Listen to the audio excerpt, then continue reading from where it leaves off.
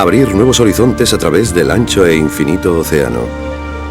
Este es el desafío que los marinos han afrontado desde que el hombre se hizo a la mar por vez primera. Como otros retos de la historia de la humanidad, sirvió para medir el coraje y la capacidad creativa de los hombres. Encontraron sus referentes en el océano que les rodeaba y en el cielo que contemplaban. Gracias a su imaginación, los marinos se sirvieron del viento y las mareas, del sol, la luna y las estrellas para trazar sus rutas. Sus ideas, aventuras y tragedias forjaron los principios de la navegación marina. Mediante la observación, los primeros marineros, como los isleños del Pacífico o los vikingos, aprendieron los principios básicos de la navegación. El príncipe Enrique el Navegante desarrolló este arte con la ayuda de técnicas de medición más científicas. Más adelante, otros exploradores como Cristóbal Colón o el capitán James Cook aprovecharon al máximo las técnicas de navegación de su tiempo para conseguir así mayor precisión en sus travesías. Hoy en día, los marinos se guían mediante frecuencias de radio y señales electrónicas emitidas desde satélites en órbita. Pueden indicar su posición precisa con un margen de error mínimo, con independencia de las condiciones climáticas. La historia de la navegación está llena de personajes inquietos y curiosos, así como de triunfos del ingenio que han marcado hitos en la historia marítima.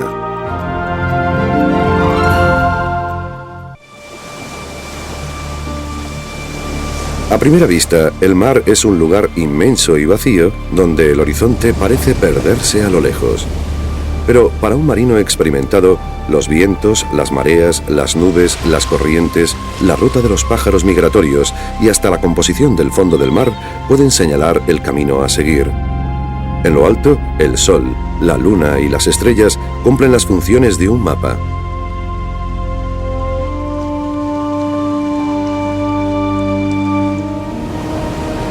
Desde el principio, los marinos hicieron uso de todos estos elementos para llegar a su destino.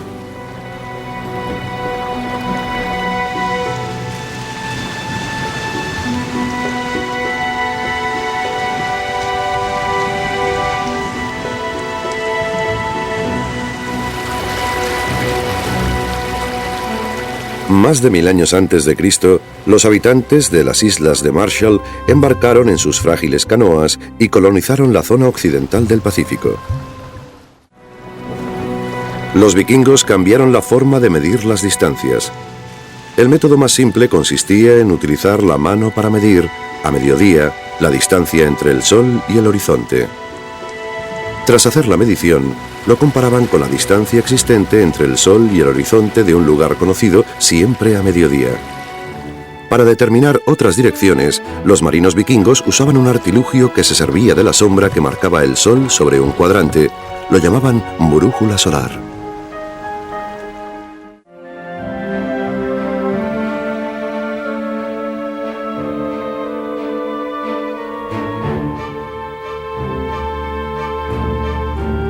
El infante portugués Enrique el Navegante, tercer hijo del rey Juan I, estaba interesado en adquirir estos conocimientos para bien de su pueblo. Los portugueses, atraídos por las posibilidades del comercio, buscaban desde hacía tiempo una ruta hacia Oriente. El camino obvio pasaba por el Mediterráneo. Sin embargo, esta ruta estaba controlada por los árabes y por el Imperio Mercantil de Venecia, y ambos grupos eran hostiles. Enrique propuso ir hacia el sur, bordeando África y llegar así hasta Oriente. El único problema era que en aquella época los europeos desconocían la longitud del sur de África y si era posible bordearla. A finales del siglo XII, la brújula magnética, utilizada en China durante más de 1000 años, llega a Europa con un uso aún limitado. A los marinos les asustaba el magnetismo, pues atribuían sus poderes a fuerzas ocultas. Seguían confiando en la estrella polar para determinar la ruta a seguir por la noche. Equipados con instrumentos como la ballestilla o el astrolabio, las primeras expediciones de Enrique desde Portugal se dirigieron al sur, pasando de Gibraltar a Marruecos para luego bordear la costa norte de África. Su objetivo era recopilar información. Reunieron los datos en cartas de navegación llamadas portulanos, que recogían los accidentes geográficos y las descripciones de los puertos y costas que avistaban los marineros. En un primer momento, fueron los marinos del Mediterráneo los que desarrollaron esta técnica. Los mapas que trazaban eran completamente diferentes de los primeros mapas medievales. Condicionados por el dogma cristiano de la época, hasta entonces los mapas representaban 3 continentes rodeados por agua. Al este, en la parte superior del mapa, estaba el Jardín del Edén, y en el centro se encontraba la ciudad sagrada de Jerusalén. Pero Enrique necesitaba información práctica y no cartas trazadas por la teología. A medida que sus barcos se adentraban en el sur hacia aguas desconocidas, los marineros trazaron nuevos portulanos. Debían incluir las distancias, las demoras entre los puertos y la profundidad del mar. Esto último se hacía mediante una cuerda a la que se le adosaba una pieza de plomo. Cuando los exploradores de Enrique regresaron a su país, volvieron con una información científica abundante que se sumó al cúmulo de datos existentes en Portugal. Los cartógrafos estudiaron las nuevas demarcaciones, las compilaron junto con las antiguas y retocaron los mapas que tenían de la costa de África y que guiarían las posteriores expediciones. Los avances conseguidos con los portulanos y el astrolabio permitieron que las expediciones de Enrique el Navegante avanzaran lenta pero firmemente en su descenso por las costas de África. Sin embargo, el príncipe no viviría lo suficiente para haber cumplido su sueño. Cuando murió en 1460, sus marineros solo habían alcanzado la zona conocida hoy en día como Sierra Leona, a más de 3.200 kilómetros de la parte más meridional de África. El problema surgió cuando los portugueses cruzaron el Ecuador y entraron en el hemisferio sur. Familiarizados desde hacía tiempo con las estrellas de los cielos del norte, perdieron de vista su referente celestial más fiable, la estrella polar. Por eso, los eruditos de la Escuela de Navegación de Sagres, fundada por Enrique, realizaron centenares de cálculos complejos que plasmaron en un libro lleno de tablas, donde aparecía la declinación del Sol a lo largo de la costa africana de Guinea. Este era un punto de referencia para la navegación gracias al cual los marinos podían determinar su posición en el hemisferio sur.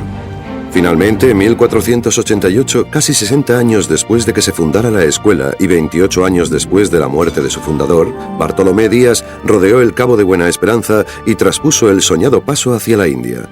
Se había abierto la puerta a las ricas tierras de Oriente. Mientras los portugueses navegaban hacia el sur, rodeando el vértice meridional de África para llegar a Oriente, un hombre llamado Cristóbal Colón buscaba llegar al mismo destino por otra ruta, navegando hacia el oeste. Colón había propuesto esta ruta a los portugueses en 1484 sin éxito alguno, aunque sabían que era posible. En la época de Colón, cualquiera que tuviera un mínimo de formación sabía que la Tierra era redonda y que cualquier viaje, ya fuera por el este o el oeste, acabaría por dar la vuelta a la Tierra. Sin embargo, los portugueses cuestionaban los cálculos de Colón. Colón pensaba que las Islas Canarias y Japón estaban separadas por unos 3.800 kilómetros. Basándose en cálculos realizados con la ayuda del cielo, los portugueses afirmaron que la distancia era mucho mayor, 17.000 kilómetros, medida que se acercaba más a la distancia real. Evidentemente, los europeos desconocían que existía todo un continente justo en medio. A pesar de los cálculos de los portugueses, Colón continuó insistiendo en su teoría y finalmente logró convencer a los reyes españoles para que le financiasen una expedición formada por 3 pequeños barcos. Durante su viaje hacia el oeste en 1492, Colón sabía que para señalizar la ruta utilizada y no perderla, necesitaría medir de alguna forma la distancia recorrida día a día. Al igual que los portugueses, Colón había aprendido a delimitar la latitud y a calcular las distancias de norte a sur mediante el sol, las estrellas y las tablas de cálculos. Pero por lo que se refería a la longitud, Colón, como el resto de sus contemporáneos, solo podía realizar cálculos aproximados de la distancia que un barco recorría de este a oeste. El caso es que, para medir la longitud, se requería algún artilugio que indicara el tiempo. Para encontrar la solución a esta necesidad, tenemos que remontarnos a miles de años atrás. Desde la antigüedad, los astrónomos usaban 360 grados como medida esférica de la Tierra. También sabían que la Tierra gira 360 grados sobre sí misma cada 24 horas. Así pues, los cartógrafos dividieron el globo terráqueo en 24 líneas o meridianos de longitud. El espacio entre cada meridiano era de 15 grados o 1 hora de longitud. también anillaron el globo terráqueo con líneas de latitud espaciadas desde el punto más ancho del planeta, el ecuador. Esto permitía crear líneas imaginarias que podían subdividirse a su vez en minutos y segundos, capaces de determinar la posición exacta de cualquier lugar en la Tierra. Al menos en teoría. Sin embargo, mientras las líneas de la latitud se trazaban en paralelo y así permanecían equidistantes a medida que rodeaban el globo, las líneas de longitud convergían a medida que se acercaban a los polos. Debido a las cambiantes distancias entre los meridianos, resultaba muy difícil determinar la posición mediante la longitud. Si un barco transportaba un reloj con la hora correspondiente al meridiano principal, el marino podía compararla, por ejemplo, con la hora que a mediodía marcase el reloj del barco observando la posición más elevada del sol. La diferencia entre las dos horas revelaba la diferencia entre la posición longitudinal del barco y la del meridiano principal. Así pues, una hora equivalía a 15 grados, 2 horas a 30 grados y así sucesivamente. Por desgracia, los relojes de la época de Colón no eran lo suficientemente fiables como para hacer este tipo de cálculos. Por eso, como los demás marinos, Colón averiguaba su posición utilizando una técnica llamada el cálculo muerto. Esta determinaba la velocidad del barco a intervalos regulares y luego utilizaba esas cifras para determinar el número de millas recorridas ese día.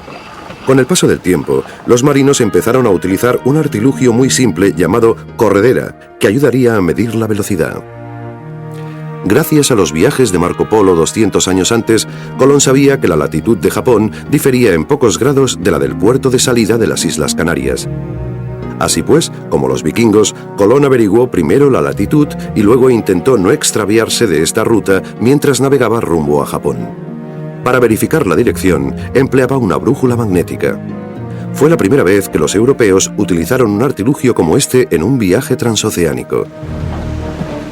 Tras 33 días en el mar sin divisar tierra y después de varios amagos de amotinamiento, la pequeña flota de Colón desembarcó no en Japón, sino a miles de kilómetros de distancia, al este de una de las islas menores de las Bahamas. Al final de su vida, Colón todavía creía haber encontrado la puerta de acceso a Oriente. A pesar de estar equivocado, su viaje continúa siendo uno de los mayores hitos en la historia de la navegación, ya que permitió el acceso de los europeos a las ricas tierras del oeste. A pesar de los sorprendentes logros de Colón y otros exploradores de su época, a los marinos aún les faltaba una pieza crucial para completar el puzzle de la navegación. Cuando se navegaba de este a oeste, los navegantes apenas podían calcular la distancia del viaje. Tendrían que pasar 200 años hasta que alguien inventase una ingeniosa solución para un viejo problema.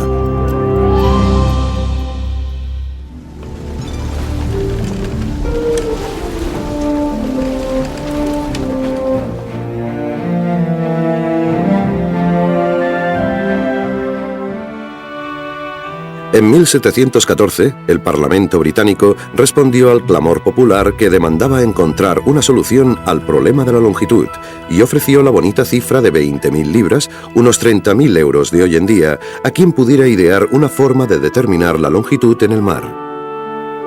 Para muchos, la clave del problema era diseñar algún tipo de reloj portátil y fiable, lo que en sí mismo ya representaba toda una serie de desafíos técnicos. Aunque eran mejores que los del siglo XV, los relojes del XVIII eran relojes muy pesados, de péndulo y extremadamente imprecisos, ya que a veces llegaban a perder o ganar algunos minutos al día. En el mar, a bordo de un barco en movimiento, con el aire salado, la humedad variable y las temperaturas fluctuantes, estos relojes resultaban completamente inútiles.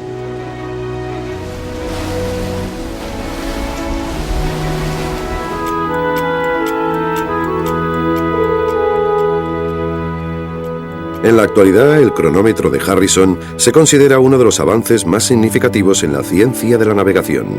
Acabó con una era en la que se dependía excesivamente de la longitud y de los caprichos de los cálculos muertos. Además, permitió a los marinos trazar la ruta más directa hacia el destino deseado. Irónicamente, una década después de que John Harrison acabara de perfilar el H4, el cronómetro que le había hecho ganar el premio ofrecido por el Parlamento, el marino más famoso de la época, el capitán James Cook, zarpó desde Plymouth en dirección al Pacífico, desprovisto de cronómetro. James Cook era hijo de un granjero emigrante y no era oficial de marina, pero gracias a su destreza como navegante y a su pericia para trazar nuevos territorios, había conseguido el reconocimiento del almirantazgo británico. En 1768 le encargaron la misión de encabezar una expedición de científicos con destino a Tahití. Cook embarcó en el Endeavour, un navío de 3 mástiles cuyo fondo redondeado no era demasiado profundo, lo que permitía navegar cerca de la costa. Los pocos cronómetros que existían en la época eran demasiado valiosos como para embarcarlos en un viaje de 3 años. Así pues, Cook fijaba la longitud calculando con un sextante la posición de la Luna y comparando sus cálculos con los del meridiano principal, el de Greenwich, Inglaterra. A pesar de que sus cálculos eran bastante correctos, Cook todavía tendría que navegar centenares de millas sobre la latitud que se conocía de Tahití hasta llegar a la pequeña isla. Después de recopilar diferentes especies botánicas y de realizar observaciones de Venus en Tahití, la expedición de Cook partió rumbo al sudoeste hacia Nueva Zelanda. Cook y sus oficiales pensaban que esta tierra era la punta de un continente sin explorar y se pusieron a trabajar. Midieron las distancias entre los promontorios y anotaron todas las penínsulas y calas que divisaban a su paso.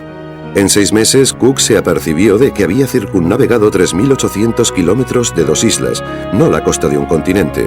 El mapa que había trazado detallaba magníficamente la zona, con un escaso margen de error en cuanto a su longitud. Al año siguiente, cartografió porciones de una enorme masa de tierra, Australia. Lo hizo también con todo lujo de detalles. Cuando regresó a casa, Cook fue aclamado por todos, pero aún le quedaban muchas misiones por cumplir. A finales del siglo XVIII, los geógrafos pensaban que existía una enorme franja de tierra habitable que se extendía por la zona más meridional de la Tierra.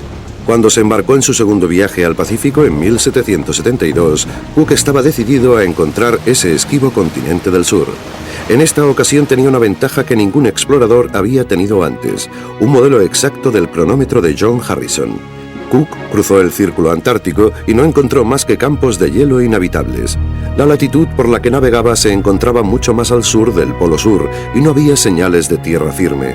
Cuando el cronómetro marcó que habían circunnavegado la Tierra, Cook supo que había demostrado que no existe ningún continente habitable en el punto más meridional. En un tercer y último viaje, Cook emprendió una nueva misión: trazar el mapa de la costa oeste de América y buscar un paso por el noroeste. Se trataba de encontrar un camino desde el Atlántico hasta el Pacífico a través del continente norteamericano. Tras alcanzar Alaska sin ningún resultado, Cook se dirigió rumbo a Hawái, donde los isleños del Pacífico habían llegado en sus canoas siglos antes, usando técnicas de navegación totalmente diferentes. Allí, 10 años después de su primera expedición, Cook fue asesinado por un grupo de nativos. A pesar de todo, su legado permanece intacto. Cuando Gene Roddenberry estaba preparando el guión de Star Trek, pensó en el Capitán Cook, en sus viajes y sus éxitos. En muchos sentidos, el personaje del Capitán Kirk está basado en el Capitán Cook. No solo se desplaza a lugares desconocidos, sino que se asegura que todos puedan volver. Abre nuevos horizontes, se ve inmerso en multitud de aventuras, pero su trabajo no consiste únicamente en salir y luchar. También explora, traza mapas, ejerce de diplomático y de científico. James Cook no solo nos dejó una colección de mapas perfectamente detallados de las islas y costas del Pacífico, sino también un buen número de oficiales bien entrenados que continuaron explorando y cartografiando esas aguas. Tenían a su disposición la tecnología más avanzada del momento en Europa. Con el paso de los años, esta tecnología se iría perfeccionando, aunque no habría grandes cambios en la navegación hasta el siglo XX gracias al nacimiento de la electrónica.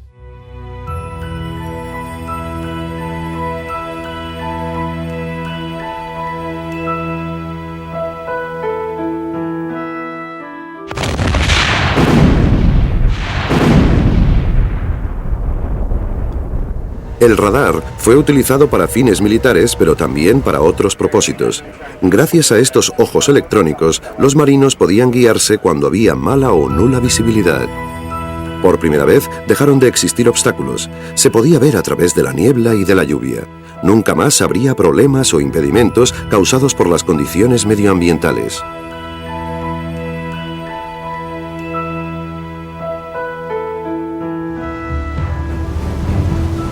Pero para encontrar la posición en medio del océano, los marineros necesitaban un sistema electrónico diferente. El LORAN fue una de las primeras emisoras de radio utilizadas para determinar la dirección. El sistema LORAN, basado en emisoras que transmitían desde tierra, emitía señales electrónicas. Los barcos que se encontraban en el mar recibían estas señales en un equipo especial y las usaban para calcular la posición exacta del barco. El radar y el LORAN figuran entre los primeros de los muchos avances electrónicos surgidos en la navegación por mar. En los años 50, el desarrollo del misil como arma de guerra supuso otra novedad importante. A medida que la Guerra Fría se hacía más evidente, los Estados Unidos dirigieron su atención hacia el Océano Ártico como posible posición estratégica desde la que lanzar misiles contra los soviéticos. Como elemento clave en toda esta estrategia estaba el submarino nuclear desarrollado por la Armada estadounidense. Desde que la energía nuclear permitía a los submarinos permanecer sumergidos casi indefinidamente, estos se convirtieron en el medio perfecto para realizar largos viajes por debajo de las capas heladas del Ártico. Ahora bien, permanecer sumergido era una cosa, navegar bajo el agua era otra muy diferente. Desde allí era imposible vislumbrar el cielo. Y para recibir señales de emisoras de radio como el LORAN, el submarino debía desplegar un mástil por encima de la superficie, con el consiguiente riesgo de ser detectado. Para los primeros submarinos no hubiera supuesto ningún problema, ya que pasaban poco tiempo sumergidos. Pero ¿cómo podría un submarino señalizar su posición si emprendía un largo viaje por debajo del mar? Al cabo de años de trabajo concienzudo, la Armada de los Estados Unidos desarrolló finalmente un sistema que supuestamente podía resolver el problema. Para mostrar este novedoso sistema de navegación y su nueva tecnología nuclear al mundo, la Armada envió al Nautilus a una misión especial en julio de 1958. El Nautilus tenía que cruzar el Polo Norte por debajo de la capa de hielo polar.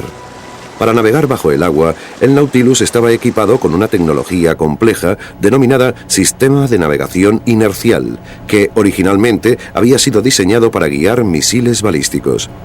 El sistema consistía en una brújula de navegación especial conectada a un acelerímetro. La brújula memorizaba la posición del Nautilus donde quiera que se encontrase. El acelerímetro era un sensor de movimiento que medía el empuje y la velocidad del Nautilus e indicaba también su movimiento teniendo en cuenta las tres dimensiones. Un ordenador calculaba los movimientos que indicaba la brújula e informaba al capitán del Nautilus, William R. Anderson, de la posición del submarino a cualquier profundidad y en cualquier momento. Aún así, el viaje por debajo de los irregulares hielos del polo era extremadamente peligroso. Si le ocurría algo a los sistemas de navegación del barco, no habría forma de subir a la superficie y calcular la posición. Cuando salió a la superficie en el norte de Groenlandia, la isla descubierta por los vikingos casi 1000 años antes, el Nautilus había recorrido 2.900 kilómetros bajo el hielo polar. Había conseguido cumplir la misión que los exploradores del Paso del Noroeste habían intentado durante mucho tiempo. El Nautilus había establecido una ruta desde el Pacífico hasta el Atlántico, y lo había conseguido pasando por debajo del techo del mundo. A pesar de que ya han transcurrido algunos siglos desde que los marinos contemplaron por primera vez el sol y las estrellas para guiarse, el hombre ha vuelto a mirar el cielo para guiarse en el mar. En esta ocasión recibe señales electrónicas desde una constelación de estrellas artificiales, 24 satélites en órbita que forman un sistema de navegación electrónico conocido como GPS o Sistema de Posicionamiento Global. Cada satélite está equipado con su propia frecuencia, su propio reloj y los sistemas informáticos que le mantienen en contacto mientras envía señales a la Tierra. Aquí, un receptor determina la posición del usuario calculando los diferentes horarios entre las señales de varios satélites. En el mar, el GPS facilita la longitud y la latitud con una precisión casi perfecta, de forma que los capitanes pueden incluso programar la ruta de sus barcos antes de zarpar.